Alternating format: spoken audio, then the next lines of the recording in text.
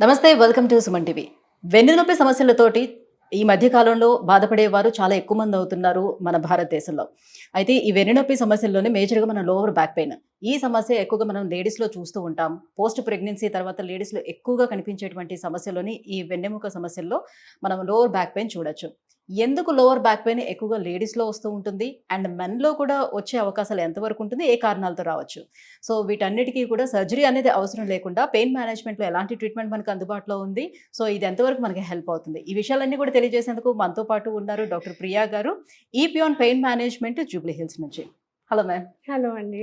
Ma'am, so వెన్నెముక సమస్యల్లో first of all ladies ఎక్కువగా ఎదుర్కొనే సమస్య మనకి బ్యాక్ పెయిన్.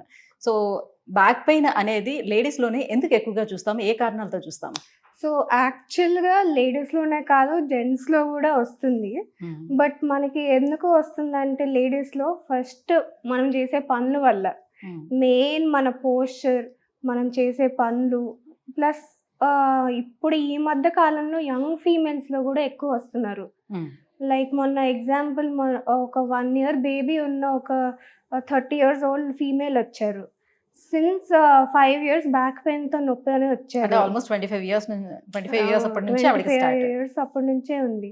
నార్మల్‌గా మనకి ఇంతకుముందు తెలిసింది ఏంటి? 50 ఇయర్స్ అప్పుడు ఓల్డ్ ఫీమేల్స్‌కి వస్తది. సరే వాళ్ళకి బ్యాక్ పెయిన్ అంటే పక్కా అది spondylosis, hmm. Disc bulge yes. అదొకటే రీజన్ అనుకుంటారు. కానీ మనకి బ్యాక్ పెయిన్ అనేది మల్టిపుల్ రీజన్స్‌తో వస్తదండి. ఐదర్ బ్యాడ్ పోస్చర్ వల్ల, హ్మ్. లేతే మజిల్ స్ట్రెయిన్ వల్ల డిఫరెంట్ జాయింట్స్ ఉంటాయి. ఫెసెట్ జాయింట్ అంటాం. హ్మ్. ఫెసెట్ జాయింట్ పెయిన్ రావచ్చు. అదర్‌వైజ్ డిస్క్ ప్రొలాప్స్ వల్ల రావచ్చు.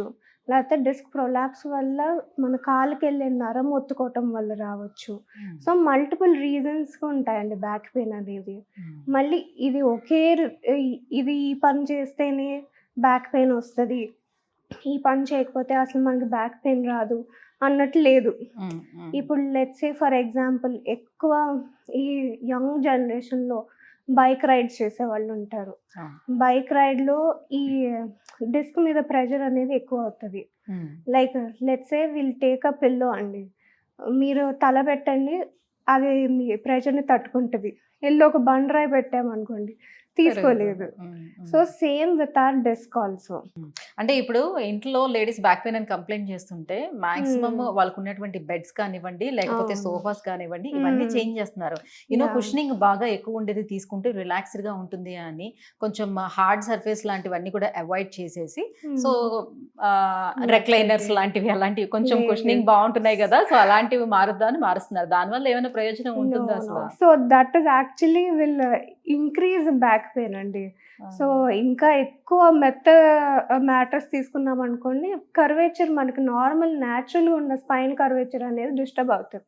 అలా అని సరే నేను నేల మీదే పడుకుంటాను, నేల మీద ఎప్పటినుంచో తాతల కాలం నుంచి అవును. పడుకుంటున్నారు. మామూలుగా బ్యాక్ పెయిన్ ఆ! వచ్చేటప్పుడు మీరు కిందన పడుకోండి ఆ! తగ్గుతుంది అని జెప్తారుగా. అది గూడా తప్పే అండి. హ్మ్. బేసికల్లీ అటు మరీ మెత్తగా ఉండకూడదు, మరీ గట్టిగా ఉండకూడదు. హ్మ్. నార్మల్ మ్యాట్రెస్ అయినా ఓకే, పిల్లో అయినా ఓకే. ఓకే. అలా అని నేల మీద పడుకోవటం గూడా అసలు కరెక్ట్ అనేది కాదు. హ్మ్. సరే చాలామంది నడుము నొప్పొచ్చింది కదా! బెడ్ రెస్ట్ తీసుకుంటే సరిపోతది అనుకుంటారు. హ్మ్. బట్ బెడ్ రెస్ట్ వల్ల ఇంకా చుట్టుపక్కలున్న మజిల్స్ వీక్ అవుతాయి తప్పితే, దానివల్ల బ్యాక్ పెయిన్ రిలీవ్ అనైతే అవ్వదు. సో, ఇప్పుడు సోషల్ మీడియాలో చాలా రకాల రీల్స్ కానివ్వండి, షార్ట్స్ కానివ్వండి, స్క్రోల్ చేస్తుంటే చాలా కనిపిస్తూ ఉంటుంటాయి. సో, మీకు బ్యాక్ పెయిన్ ఉందా? ఈ ఎక్సర్‌సైజ్ చేయండి. నెక్ పెయిన్ ఉందా? ఈ ఎక్సర్‌సైజ్ చేయండి. సో, ఇవన్నీ కూడా మీకు డిక్రీజ్ అవుతాయి. సో, ఇవి రెడ్యూస్ అవ్వడానికి చాలా ఛాన్స్ ఉంటుందని చెప్తూ ఉంటారు. వెంటనే యాహ్! అది ఫాలో అయిపోతూ ఉంటారు. ఇంట్లో ఎవరికి హ్మ్. వాళ్ళు సెల్ఫ్ ట్రీట్‌మెంట్‌లన్నీ యాహ్! తీసేసుకుంటూ ఉంటారు. రైట్? సో, ఆల్రెడీ పెయిన్ ఉండేటప్పుడు మళ్ళీ ఎక్సర్‌సైజ్‌లు దాని మీద చేస్తే అది ఇంక్రీజ్ అవుతుందా? లేకపోతే తగ్గే ఛాన్స్ ఉంటదా? సో, నార్మల్‌గా మనకి ఇంటర్నెట్‌లో ఉండేవి సగం ఇంటర్నెట్ నుంచి నేర్చుకున్న డాక్టర్సే అండి. హ్మ్. సోషల్ మీడియా డాక్టర్స్ అనొచ్చు, ఇంటర్నెట్ డాక్టర్స్ అనొచ్చు. కొన్ని వాళ్ళు చెప్పేవి నిజాలై ఉండొచ్చు. బట్ అది చూసి మనం ఇంట్లో నేర్చుకునేటప్పుడు హ్మ్. ఇంకా ఉన్న సమస్య పెంచినట్టే అవుతదండి. హ్మ్. హ్మ్. సీ కొంతమందికి రిలీఫ్ ఉండొచ్చండి. హ్మ్. కానీ అది మీరు తప్పు వేలో చేసినా, ప్రాపర్ గైడెన్స్ లేకుండా చేసినా అది ఉన్న ప్రాబ్లమ్‌ని ఇంకా ఎక్కువ ఇంక్రీజ్ చేస్తది. హ్మ్. సో, ఇక్కడ మనం ఎపియాన్‌లో ఫాలో అయ్యేది ఏంటంటే అండి, ప్రాపర్ సిస్టమాటిక్ ప్రోటోకాల్. హ్మ్. ఫస్ట్ పేషెంట్ రాగానే మనం ఎలా ఉన్నారు, అసలు పెయిన్ ఎంత స్కేల్‌లో ఉంది, ప్లస్ వాళ్ళకి ఇంతకుముందు ఏమైనా దాన్ని ఎక్కువ చేసే పనులు చేశారా? లేతే దాన్ని రిలీవ్ చేసే ఫ్యాక్టర్స్ ఏమైనా ఉన్నాయా? ఇవన్నీ అసెస్ చేసి, దాని తర్వాత వాళ్ళకి తగ్గ ఎక్సర్‌సైజెస్ మన ఫిజియోథెరపిస్ట్ నేర్పిస్తారు. అండ్ దీంతో పాటు మనకి ఇంకా రీహాబ్ సెంటర్ గూడా ఉందండి. So, we will also extend our physiotherapy in that manner. Right. So ఇప్పుడు యాహ్! వెన్నెగ్మ సమస్య అనేటప్పటికల్లా దాని ట్రీట్మెంట్ తీసుకోవాలంటే ఫస్ట్ భయపడతారు. ఎందుకంటే అవును. సో స్పైన్‌కి సంబంధించి ఏ ట్రీట్మెంట్ తీసుకున్నా అది బెడిసి హ్మ్. కొట్టింది అని అంటే తర్వాత యెస్. మనం రోజువారీ పనులు కూడా మనం చేసుకోగలమో లేదో అసల హ్మ్. నడవగలమో లేదో అని చాలా మందికి భయం ఉంటుంది. అండ్ అవును. మోర్ ఓవర్ ఇంకా మనకి ఇంకా సర్జరీ అంటే ఇంకా చెప్పవసరం లేదు. ఇంకా చాలా టెన్షన్ ఉంటుంది అవును. అందరికి. సో అసలు సర్జరీ వరకు వెళ్ళకుండా నాన్ సర్జికల్ ట్రీట్మెంట్స్ మనం ఏమేమి చూడొచ్చు ఆప్షన్స్, అందులోని హ్మ్. పెయిన్ మేనేజ్మెంట్ ఎలా హెల్ప్ చేస్తుంది? సో, అందాక నేను ఒక 30 ఇయర్స్ ఓల్డ్ ఫీమేల్ గురించి చెప్పాను గదండీ! తనకు ఆల్‌మోస్ట్ 5 ఇయర్స్ నుంచి ఆ డిస్క్ ప్రొలాప్స్ అనేది ఉండింది. బట్ తను న్యూరో సర్జన్ దగ్గరికెళ్ళినప్పుడు కంపల్సరీ సర్జరీ అన్నారు. బట్ 30 ఇయర్స్ ఓళ్ళకి సర్జరీ అంటే నెక్స్ట్ మనం వాళ్ళకి చూడాల్సింది నెక్స్ట్ 60 ఇయర్స్ ఎలా ఉంటారో అని చూడాలి. ఈరోజు బానే ఉంటారు. సర్జరీ చేసినాక ఒక 2 ఇయర్స్, ఓ 2 మంత్స్ బానే ఉంటారు. కానీ మనం చూడాల్సింది వాళ్ళు నెక్స్ట్ 60, 70 ఇయర్స్ అండి. సో, ప్లస్ ఇప్పటి నుంచే సర్జరీ స్పైన్ చేసుకుంటే మీద కష్టం. బ్లేడ్ పెట్టటం అంటే it is very risky process. దీని దీని బదులు మనం పెయిన్ మేనేజ్మెంట్‌లో చేసేదేంటంటే అండి, వాళ్ళకి వాళ్ళ ఎంఆర్ఐలో డిస్క్ బల్జ్ ఉందా లేదా? Or if there is anything వేరే కాజులు ఏమైనా ఉన్నాయా స్పైన్‌కి అని చూసి దాన్ని బట్టి మనం image guided either ultrasound or fluoroscopy guided procedures చేస్తాం. దట్ టు ఎగ్జాక్ట్ మీ ప్రాబ్లమ్ క్యూర్ చేస్తే చుట్టూ ఉన్న వేరే సమస్యలన్నీ తగ్గిపోయే అవకాశాలుంటాయి. ప్లస్ మనము 1 అవర్‌లో ప్రొసీజర్ అనేది అయిపోతది. తర్వాత ఓ 2 అవర్స్ అబ్జర్వేషన్‌లో పెడతాం. దాని తర్వాత వాళ్ళ రికవరీ బట్టి మనం ఫిజియోథెరపీ ఎక్సర్‌సైజెస్ కూడా యాడ్ చేస్తాం. సో, కొంతమంది అస్సలు చేయలేరు. అండ్ దెన్ కొంతమంది ఓకే. చేయగలుగుతాను అన్నోళ్ళుంటారు. సో, వాళ్ళ సమస్య బట్టి మనం ఫిజియోథెరపీ ఎక్సర్‌సైజెస్ కూడా మారుతూ ఉంటాయి ఒక పేషెంట్ టు పేషెంట్.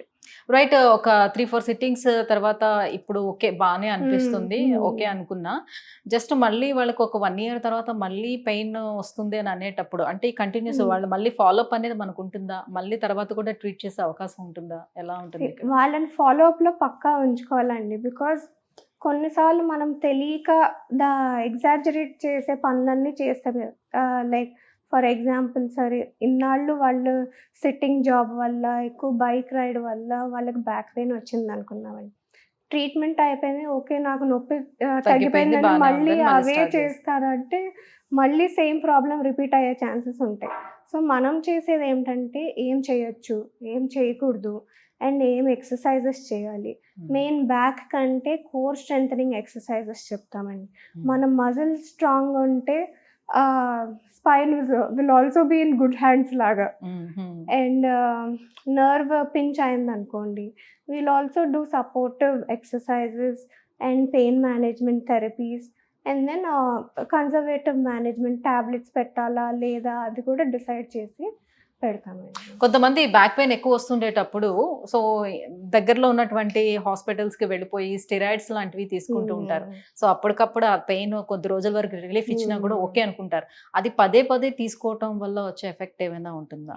చాలా ఉంటదండి. ఇప్పుడు ఇన్నాళ్ళు మనకు తెలిసిందేంటి పెయిన్ కిల్లర్స్ యేసుకుంటే కిడ్నీలు ఎఫెక్ట్ అవుతాయని. స్టెరాయిడ్స్ యేసుకుంటే ఏమవుతదో తెలీదు. సో, స్టెరాయిడ్స్ యేసుకున్నప్పుడు ఆ రోజుకి బానే ఉంటది. మేబీ మాక్సిమం నెక్స్ట్ 1, 2 మంత్స్‌కి బానే ఉంటారు. బట్ మళ్ళీ సేమ్ పెయిన్ అనేది రిపీట్ అవుతది. సో, అందులో కొంతమంది ఇంకా అడిక్ట్ అయిపోతారు. ఓకే. నాకు పెయిన్ రిలీఫ్ అవుతుంది. మళ్ళీ ఇంజెక్షన్ చేపించుకుంటే ఓకే తగ్గిపోతది అని. మళ్ళీ డోస్ పెరిగే కొద్దీ స్టెరాయిడ్ సైడ్ ఎఫెక్ట్స్ అన్నీ మనకు కనిపిస్తాయండి. లైక్ కొంతమందికి బ్లైండ్‌నెస్ రావచ్చు. రెటినల్ డిటాచ్‌మెంట్ వచ్చి, అదర్‌వైజ్ లివర్ ఎఫెక్ట్ అవ్వచ్చు. అలా ఓవర్ డోస్ అయిపోతూ ఉంటది. We have a limited dose. ఒక పర్సన్‌కి ఒక సంవత్సరంలో ఎంత ఎక్కువగా ఇవ్వచ్చు. విలేజెస్ లో ఉండే వాళ్ళు తెలియక అవును. ఎక్కువ తీసుకుంటూ ఉంటారు ఈ స్టెరాయిడ్స్. పాపం వాళ్ళకి ఏమి ఇస్తున్నారో గూడా తెలీదు. తెలీదు. సరే ఇంజెక్షన్ ఇచ్చేస్తున్నారు తగ్గుతుంది. అయిపోతదని. వాళ్ళేంటి జ్వరం వచ్చినా గానీ ఓకే. హాస్పిటల్‌కెళ్ళి సలైన్ పెట్టించుకుంటాను, సూది పెట్టించుకుంటాను తగ్గిపోతదనా థాట్లో ఉంటారు. Right right. Thank you ma'am, thank you so much. Thank so you. Back pain రావడానికి రీజన్స్ అండ్ ఎలాంటి ప్రికాషన్స్ తీసుకోవాలి రాకుండా ఉండేందుకు, అండ్ పెయిన్ మేనేజ్మెంట్లో ఎలాంటి ట్రీట్మెంట్ అవైలబుల్ ఉంది ఈ విషయాలు తెలియజేసినందుకు థ్యాంక్ యూ. Thank you.